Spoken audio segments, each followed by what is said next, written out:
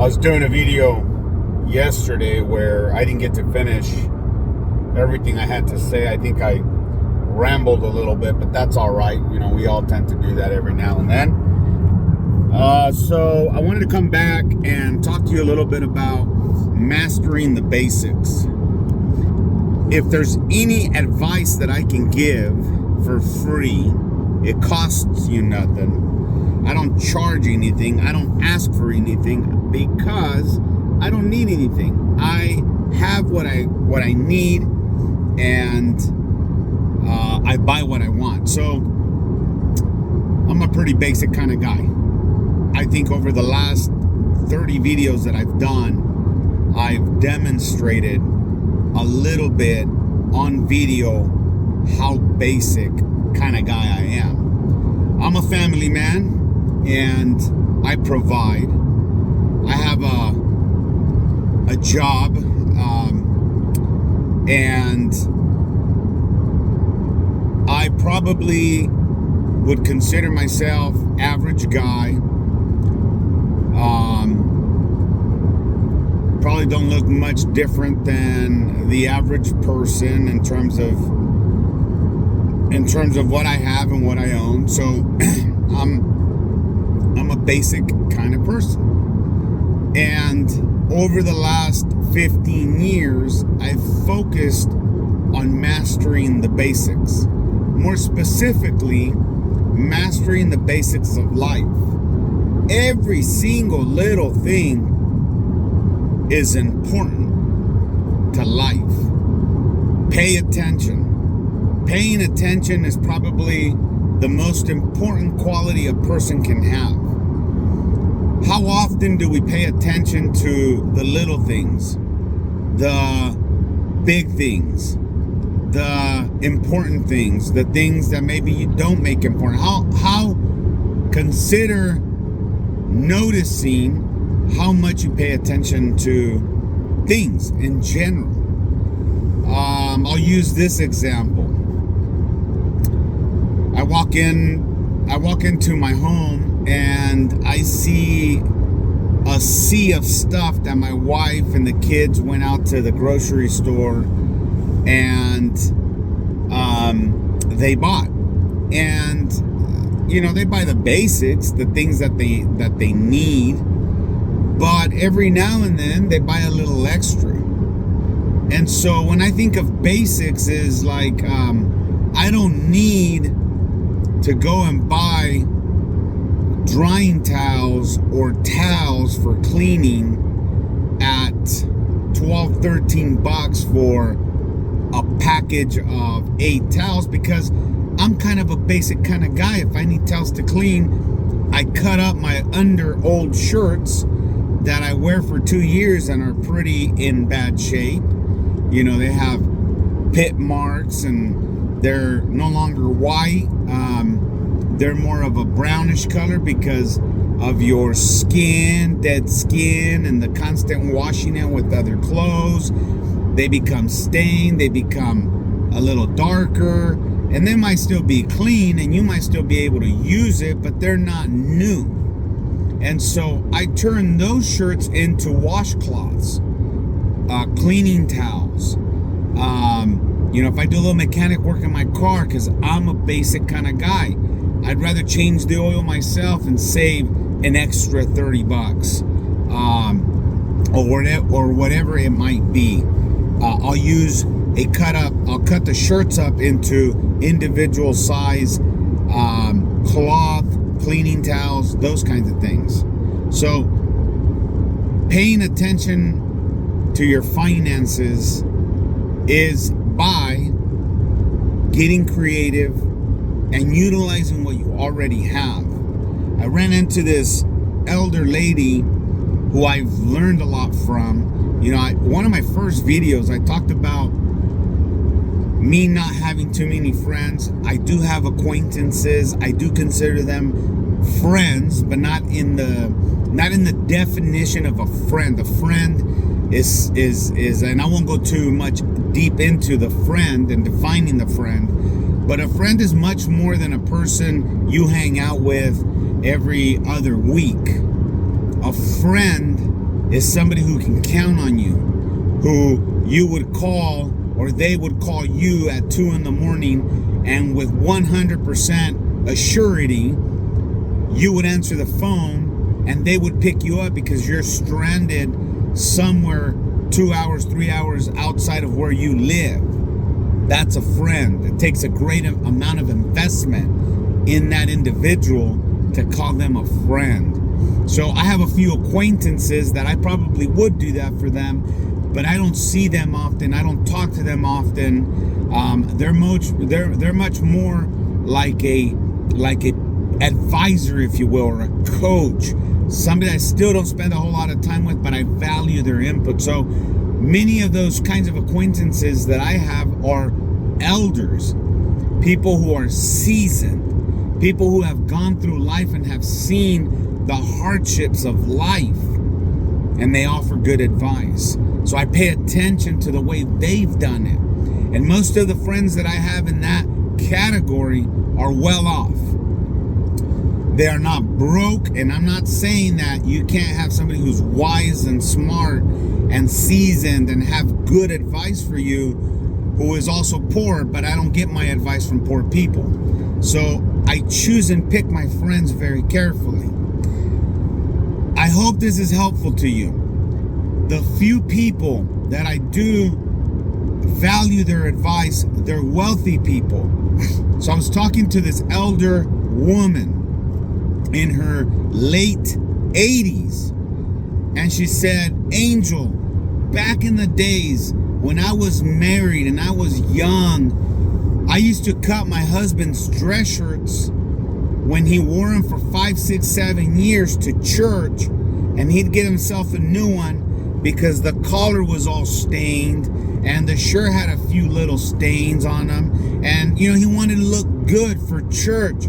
So I took his old shirts and I'd cut the shirt up all from the back and the front, and I'd use part of the dress shirt to make his boxers, and I'd sew that all together, and I'd save a few bucks on buying boxers for him. Wow. I was wowed. And so advice like that led to me utilizing what I already have for what I need, so that I don't have to buy.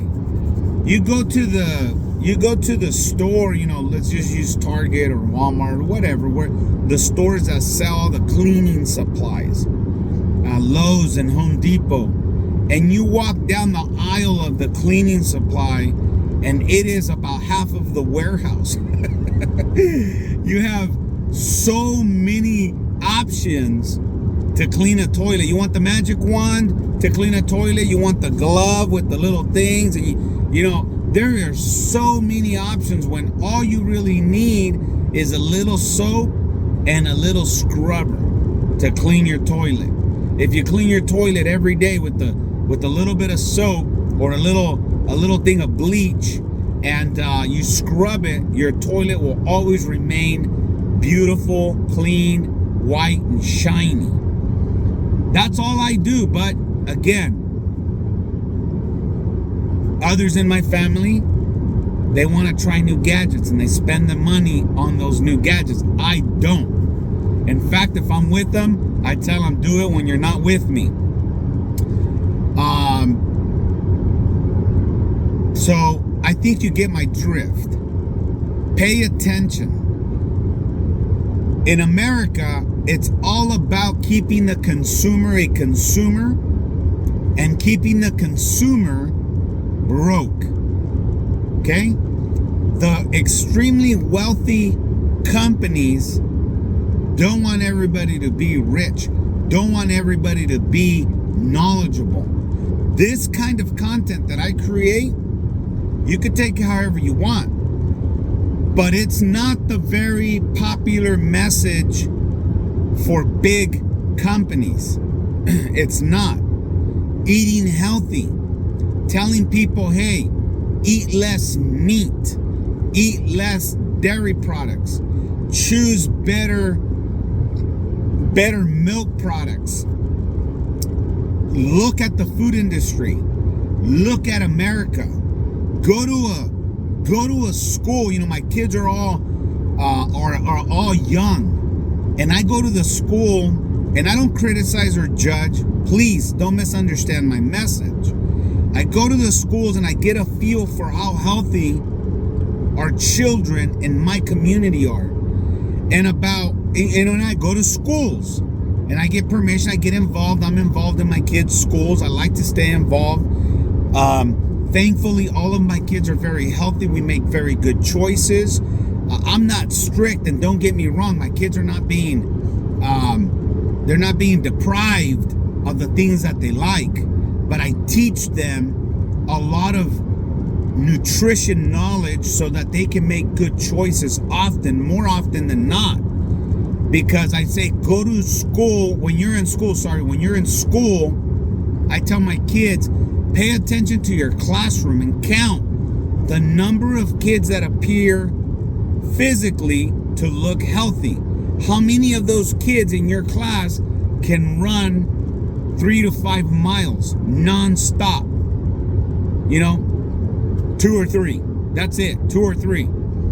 About 80% of those kids in their class, a class of 50, about 80% of those kids are not physically healthy. About half of those kids probably can be diagnosed obese or are diagnosed obese. When I go to school during the lunch hour, there's a sea of kids walking everywhere. And I start counting 1, 2, 3, 4, 5, 6, 8, 14, 19, 20 kids that would categorize as obese kids. And they're carrying pizza and fast food, and I hardly ever see a kid carrying a salad.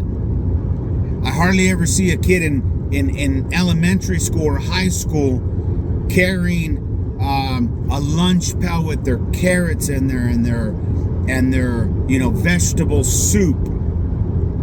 It is a lot of junk. In my high school, and I'm 44 years old, this is 22 years ago, in the high school that I attended, Taco Bell was inside the school. Pizza Hut was inside the school. There was a Mexican restaurant that sold fried food in the school. The school's lunch cafeteria, employees of the school, they sold fried French fries, fried chicken, and chicken strips.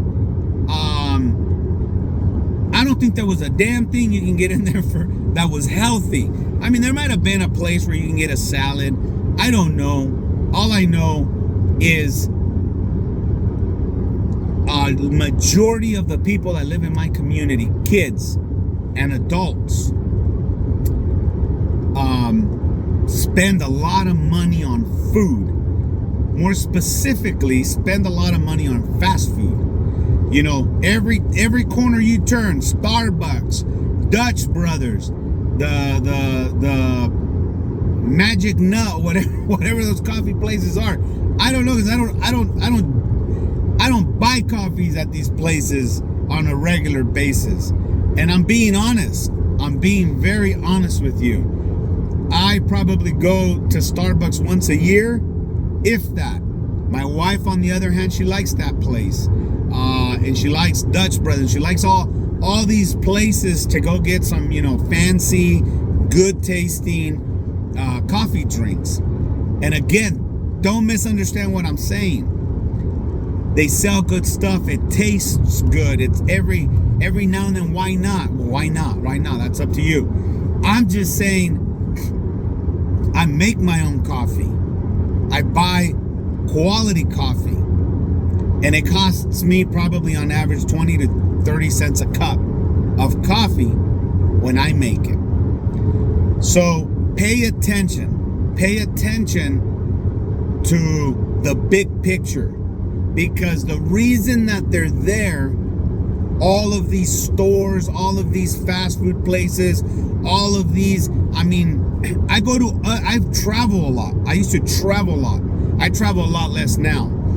And in other countries, third world countries, countries where people cannot afford these things, it has been hard for these companies to come in and create the same system we have.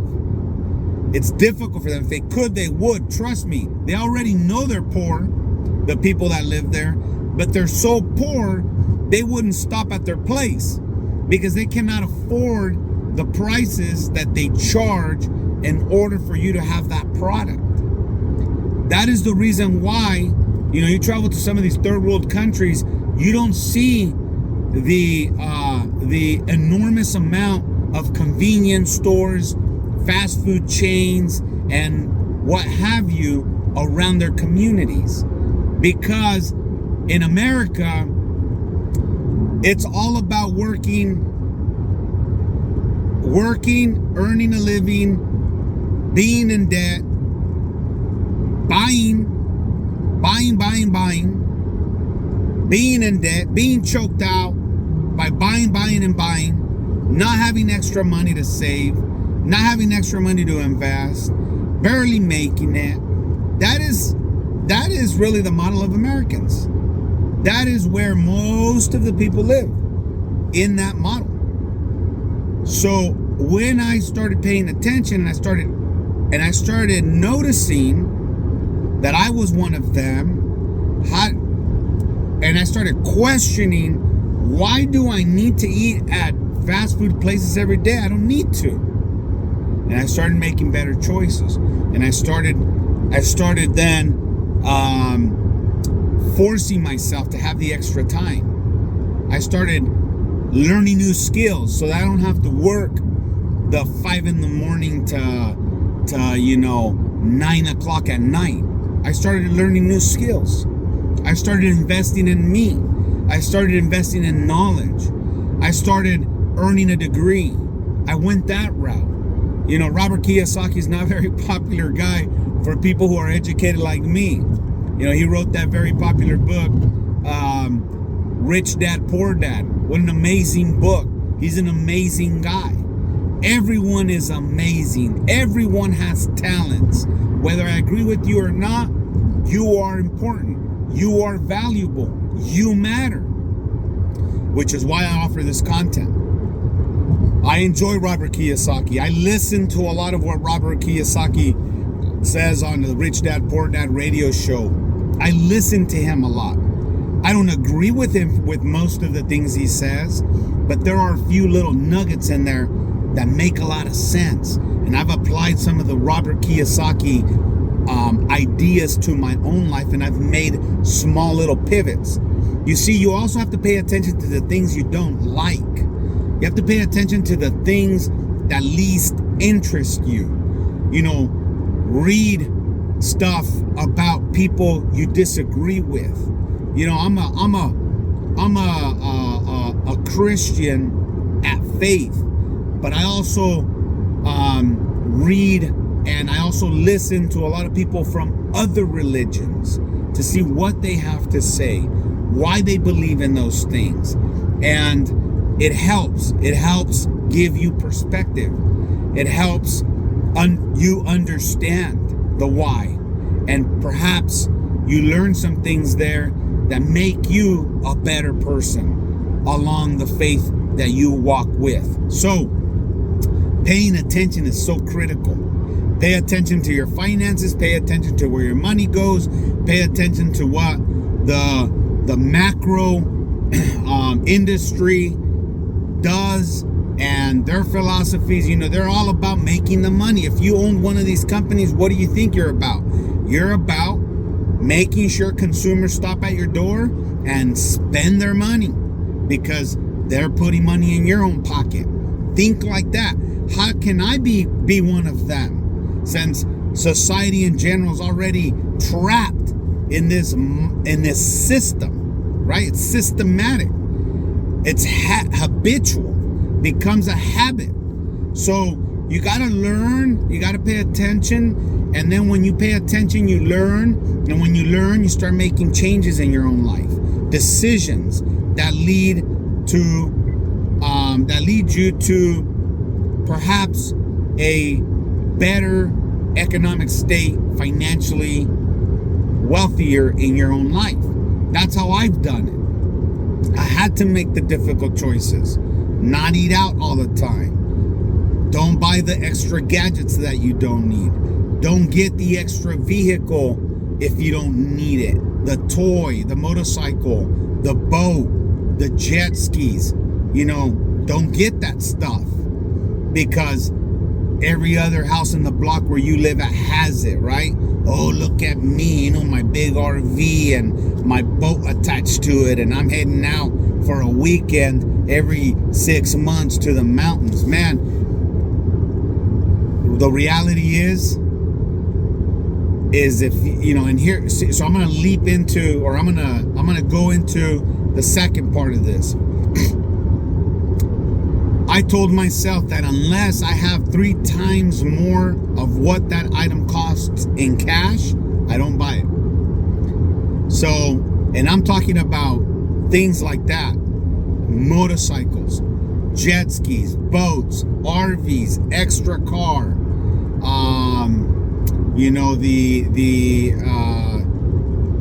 those kinds of things. Maybe, even like suits. Nice shoes. I like dressing nice. That's the one thing I always say is I like dressing. I like the very nice clothing. I don't go to the scale of buying Armani suits and all of that. I can afford an Armani suit. I can afford 10 of them if I wanted to. But I just choose not to spend my money on Armani suits or Gucci shoes or those kinds of things. I just don't do it. I don't do it for me. It might be for you, and if you have 3 times, so here's the way I do it. If I want a nice watch, right? Nice watch, I would consider, an $800 watch, a $1,500 watch. I don't buy them. I don't wear watches. I've done a YouTube video about all of that because I choose to take my extra money. I've talked about my financial rule, my 50-50 rule, and you got to watch a different video for that. But the point is, if you don't have the cash to buy it 3 times, that is a good,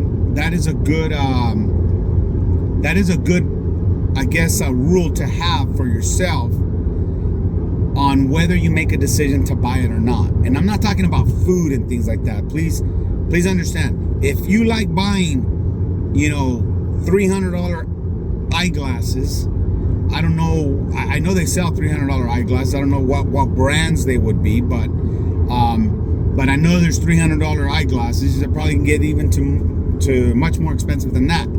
Is that if you don't have extra money, if they cost $300 and you don't have 3 times more than what they cost, so if I'm gonna spend $300, I need to have 300 times 3. It's 900. Minus the cost, so 900 left over in my bank. So meaning I would have $1,200. If I have $1,200 in the bank in savings, money I don't depend on, it's there, and I want to go buy something, and that something's gonna cost me $300 because the eyeglasses is not an investment. I'm sorry, but if you go and you spend $300 on eyeglasses from a store that sold it to you for $300. They made the profit. You're not gonna make a profit on that. You're not gonna take those brand $300 glasses, put them somewhere for sale and sell them for $500. I'm sorry. I don't know anybody that pays more than what they sell for at the store. It's not a collectible, and it's not a. If it's not a collectible and it's not considered an item that's scarce, no one's gonna pay that. So. You have 900 left over, you spend 300. That's the rule that I use. If I want some really nice shoes, my shoes cost anywhere between $350 to $800 to $1,500. I just bought a pair of boots, cowboy boots, Mark Nason boots. I love those boots. Custom, hard to get in my size. That's why I have to get them with Mark Nason. Custom. I'm a 10.5 foot, flat foot.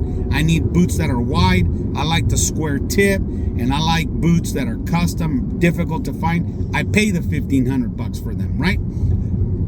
Okay, I just bought some. I had to have 3 times the amount. Okay, 3 times the amount of what the item cost. So savings account, you could do the math. I have the extra. The extra is there. Why? Why do you have to have 3 times the amount? Here's the reason. Here's the reason. And I'm going to close up with this and I'm going to come back and I'm going to give more examples. The reason is, oh, sorry, my phone's going to tilt. The reason is because if you don't have the extra money, life is life. The inevitable happens. I talked about it in my last video. Just things come up, and the things that come up in life cost money. They cost money. You know, I had to go through surgery not too long ago. I wasn't expecting to go through surgery. It just happened. My gallbladder gave out and they had to remove it. Thankfully, I have really good health insurance and I had to pay out of pocket. I don't like having medical bills and I definitely don't like having collections. So I paid them as soon as that bill came. And I had to pay $2,800. You see what I'm saying? Life happens. And if you make decisions with your money when you have an extra $500 and you go, oh man, I'm gonna go over there to the casino and I'm gonna throw $500 in that machine, and you don't have 3 times that amount in your savings, I think that's a problem. And that's the reason why most people, I'm saying most, that's the reason why most people are broke. They have nothing in the bank account, pennies in their pocket, complaining about why life is unfair. They are begging their supervisor to give them a raise and they don't deserve one. Those kinds of people are everywhere. And you don't have to be one of those. If you feel like you are, you don't have to be one of those. In my next video, I hope you come back. I'm gonna tell you how I've done it to not be one of those people. I hope you're enriched today. God bless you. I pray for you. I hope that this content is helping you. I know it had not a whole lot to do with crypto. I wanted to jump in there, but I'm already at 27 minutes. And actually, even though I didn't talk a lot about crypto, it has a lot to do with crypto, because a lot of these things that I've done have led me to build wealth. And because I've built wealth, I have a lot of extra money that I can play with, play money that I play with crypto, and you know, it's done me well. So God bless you. Aquí Ladito de la Sierra checking out. El Kikiri Geeks. Take care.